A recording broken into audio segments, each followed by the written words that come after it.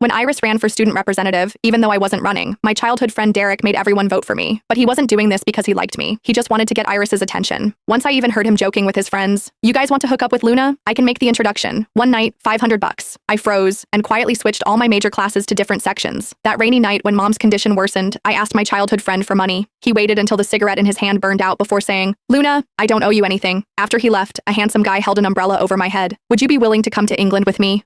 I nodded. On the first day of school, Iris stood on stage running for student representative. The moment the votes were announced, her flushed face turned deathly pale. Out of 30 students in the class, I got 29 votes. Derek stared at Iris's devastated expression with great interest, then suddenly started clapping, saying dotingly, "Luna, surprised." Iris's expression grew even worse, tears welling in her eyes as she looked at me with jealousy. I sighed silently. Derek and I grew up together, but I was just the daughter of his family's housekeeper. The summer after middle school graduation, my dad was driving pregnant Mrs. Sterling and my mom when they got into an accident. Only my mom survived, and she became a vegetable. From that day on, I was thrown out of the Sterling house. My relationship with Derek changed dramatically too. Brake failure. He said he didn't blame my dad, but he never spoke to me again. Everyone at school said my father was a murderer, that he killed Derek's mom and his unborn baby brother. Derek was happy to watch me get blamed. After the exams, we coincidentally ended up at the same university, in the same class. He intimately took my bag, leaning close to my ear. "Haven't seen you in so long. I missed you." During self-introductions, he pointed his chin in my direction. "Luna." Everyone looked over. The sunlight happened to fall on my profile, and they all thought it was the most beautiful confession from a teen drama. But then he suddenly smirked. "Her dad's dead. Her mom's a vegetable." The whole room erupted. They uncomfortably looked away. The professor sternly told Derek to get off the stage. When it was my turn, I just introduced myself simply. Derek found it incredibly boring, until Iris appeared. She was beautiful, but poor, like a rose with thorns, declaring she hated rich people the most. When she spoke, her gaze fell on Derek without any attempt to hide it. Derek scoffed, twirling my hair around his fingers, saying, "Don't get too close to people whose brains haven't fully developed." I had a feeling he might be the one getting close to her. That was fine with me. Sure enough, he sabotaged Iris's campaign, then turned around and accompanied her to work part-time jobs, experiencing all of life's hardships. People who bullied her got beaten into the hospital by him. I continued as usual, studying, working part-time, doing homework for others, just when I thought our lives would become parallel lines. I walked into the classroom and heard a recording. "Luna, you need money badly, right? How much do you charge? Quick jobs $50? Slow ones $500. It was my voice. Someone screamed, others laughed. Derek stood right in the middle. He said it in a frivolous tone. "I told you she's cheap." The noise continued. Lewd stares fell on me. I was stunned for a moment. That recording had been edited. In high school, I did homework for others. The person in the recording was asking about homework prices. Even though I felt uncomfortable, I answered honestly. Now it was being played publicly. Iris threw herself into Derek's arms in disbelief. "Why did you play that recording?" Derek rubbed her head. "Who told her to steal your competition spot?" I silently sat down and opened my phone, found all the transaction records and posted them to the class group chat with full context. At the same time, I switched all my major courses to other sections. They could enjoy college life freely or find entertainment at others' expense, but I couldn't. I had to repay the Williams family $10,000 every month. I